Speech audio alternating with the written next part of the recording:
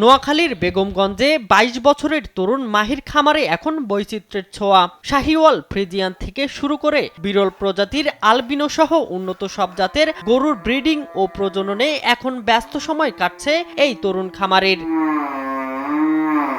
মাহির জানায়, সারা বছর দুধ বিক্রি করে লোকসান হলেও শবে বরাত ও রমজানে লাভের মুখ দেখেন তারা। বিশেষ করে কোরবানির ঈদকে ঘিরে এখানে কোটি টাকার বাণিজ্য হয়।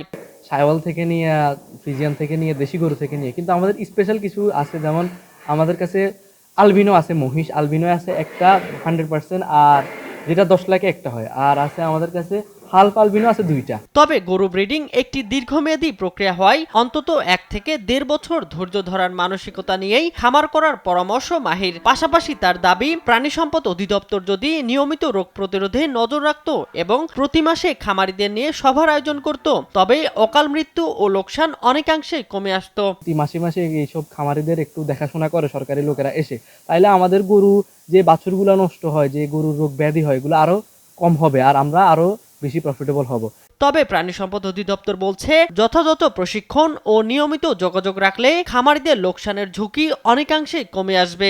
আহ্বান জানাবো যে খামারিরা যারা নতুন করে করতেছে তারা যেন আমাদের উপজেলা ভেটেরিনারি হসপিটাল বা আমাদের জেলা অফিস তাদের সাথে যোগাযোগ করে এবং আমাদের বিভিন্ন প্রশিক্ষণ আছে এগুলি গ্রহণ করে তারা খামার করে। জেলায় নিবন্ধিত ও অনিবন্ধিত খামার রয়েছে প্রায় 12 শতাধিক। যথাযথ সরকারি সহায়তা আর মাঠ পর্যায়ের কারিগরি তদারকি পেলে মাহির মতো তরুণরা দেশের অর্থনীতিতে রাখতে পারেন আরো বড় অবদান।